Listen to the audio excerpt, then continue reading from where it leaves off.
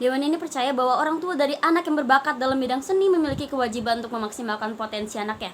Namun sebelum itu, izinkan saya untuk menyanggah pernyataan dari pihak proposisi di mana mereka mengatakan fokus kepada sains saja dan menyampingkan bakat seni sang anak. Menurut kami hal tersebut hanyalah omong kosong semata, karena buktinya banyak kok orang di luar sana yang memang bagus di bidang sains namun tetap mempunyai bakat seni, seperti Maudy Ayunda contohnya.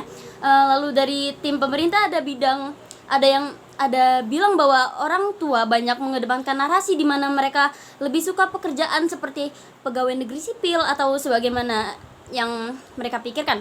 Namun sekarang sudah sangat banyak anak muda yang lebih memilih untuk menjadi pribadi yang lebih ekspresif dan berani untuk menolak keputusan orang tua dan menjalankan hidupnya sesuai yang dia mau. Lalu jika orang tua memang harus memaksimalkan bakat sang anak, seperti yang disampaikan oleh pembicara pertama dari tim proposisi tadi, bukankah hal tersebut lebih terlihat sebagai keinginan sang orang tua itu sendiri, bukan sang anak? Selamat datang di pernyataan saya di mana bakat merupakan suatu kemampuan yang dimiliki oleh seseorang di mana kemampuan tersebut sudah mendarah daging atau melekat pada dirinya dan bisa dipergunakan untuk melakukan hal-hal dengan lebih baik lagi dari orang yang tidak mempunyai bakat atau orang biasa.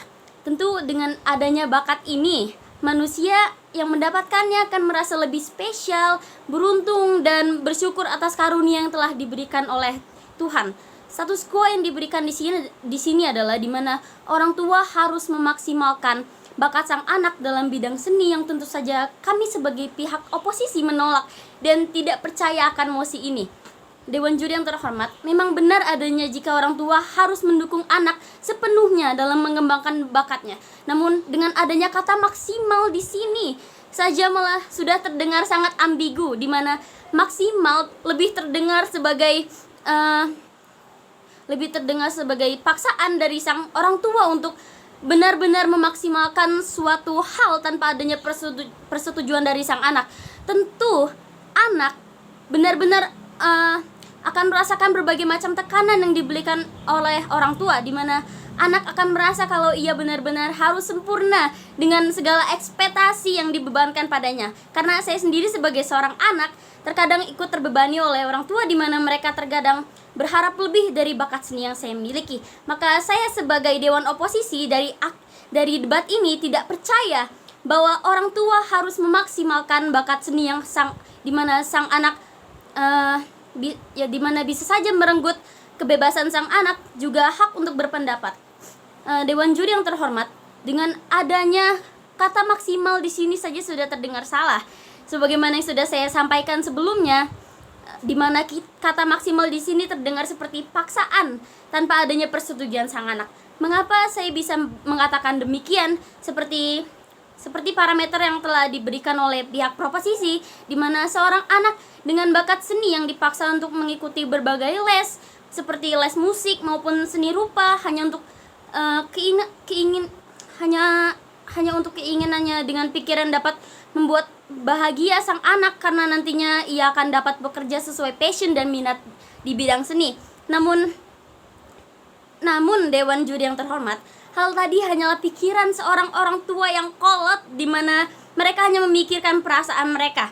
Saya menangkap kata anak di sini berkisar dari umur taman kanak-kanak hingga SD, di mana dalam umur mereka yang masih sangat muda itu pula umur di mana mereka sedang senang-senangnya dengan istilah eksplorasi diri maupun dunia luas.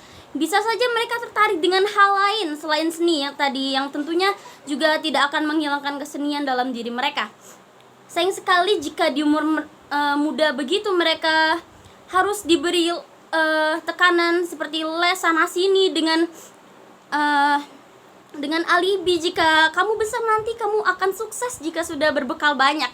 Benar, hal tersebut tidak sepenuhnya salah. Namun, perlu digarisbawahi lagi bahwa mereka hanyalah anak kecil yang masih ingin bermain-main dengan temannya.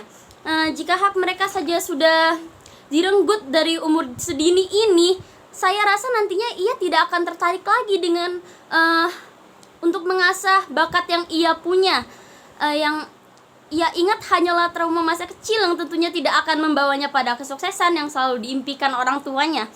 Malah banyak sekali orang sukses yang memandang bakatnya sebagai kesenangan semata, yang malah dengan hal itu pula seseorang akan lebih sering berlatih dengan kemauannya sendiri tanpa disuruh-suruh. Bisa dibayangkan jika suatu anugerah Tuhan malah berubah menjadi suatu tuntutan orang tua.